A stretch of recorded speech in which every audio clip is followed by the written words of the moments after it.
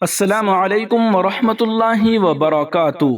ناظرین و سامعین، آج کی ویڈیو کا عنوان ہے میت کے گھر کھانے کا حکم۔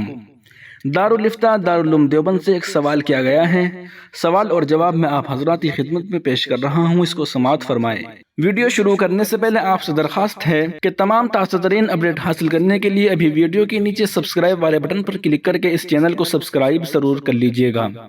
سوال: ہمارے ہاں کسی کے فوت ہونے پر جنازہ اٹھنے کے بعد آنے والے سب مہمانوں کو کھانا کھلایا جاتا ہے، جس کا انتظام میت کے قریبی عزیز کرتے ہیں اور ایسا 3 دن تک کرتے ہیں۔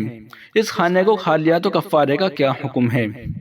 دوسرا سوال ہے: ایک جگہ پڑھا تھا کہ میت کے گھر کا کھانے سے دل مردہ ہو جاتا ہے۔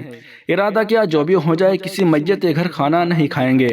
ایک بار جن کو کھاتے دیکھا تو دل میں خیال آیا کہ اس سے تو دل مردہ ہوتا ہے، یہ کتنے شوق سے کھا رہے ہیں، ان کو معلوم نہیں ہے۔ کبھی مناسب موقع پر باتوں باتوں میں ذکر کروں گی۔ لیکن چند ماہ بعد انہی کے گھر فوتگی ہونے پر جانا ہوا اور بھوک نہ ہونے کے باوجود کھانا کھانے بیٹھی۔ جنازہ ظہر کے بعد تھا تو میت کے لواحقین نے دور سے آنے والوں کے لیے اپنے خرچ سے ناشتے کا بھی انتظام کیا تھا۔ ناشتہ کرنے کی بھی غلطی ہوئی، جبکہ کچھ کھانے کا ارادہ نہیں تھا، کیا کیا جائے؟ اب اکثر معاملات میں ایسا ہوتا ہے کہ جس چیز کو برا اور نامناسب سمجھتے ہیں، دوسروں کو مبتلا دیکھ کر اچھا نہیں سمجھتے، نہ چاہنے کے باوجود خود اس میں ملوث ہو جاتے ہیں۔ ایسا کیوں ہوتا ہے؟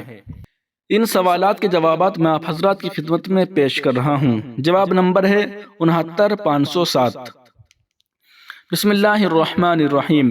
میت کے گھر کا کھانا کھانے سے دل مردہ ہو جاتا ہے، یہ بات ہماری نظر سے کہیں نہیں گزری۔ جو لوگ دور دراز سے جنازے میں شرکت کے لیے آتے ہیں اور کسی وجہ سے واپس نہیں ہو سکتے، اہل میت یا ان کے قریبی اعزاء کے لیے کھانے کا نظم کر دیں تو اس میں مذائقہ نہیں ہے اور ان کے لیے میت کے گھر کھانے میں حرج نہیں۔ عوام میں یہ مشہور ہے کہ 3 روز تک اہل میت کے گھر کوئی چیز نہ کھائی جائے، یہ غلط اور بے اصل ہے۔ ہاں، جو بات مکروہ اور بدعت ہے وہ یہ کہ غم کے اس موقع پر خوشی و مسرت کی طرح باضابطہ کھانے کا دسترخوان سجانا منع ہے۔ اسی طرح تیجا، 10واں، 40واں وغیرہ کرنا، یہ سب بات درست نہیں۔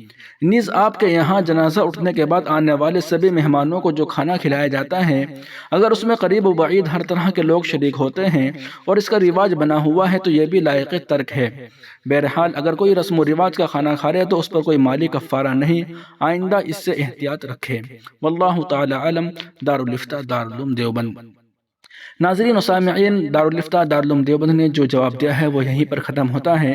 آپ سے درخواست ہے کہ تمام تازہ ترین اپڈیٹ حاصل کرنے کے لیے ابھی ویڈیو کے نیچے سبسکرائب کے بٹن پر کلک کر کے اس چینل کو سبسکرائب ضرور کر لیجئے گا۔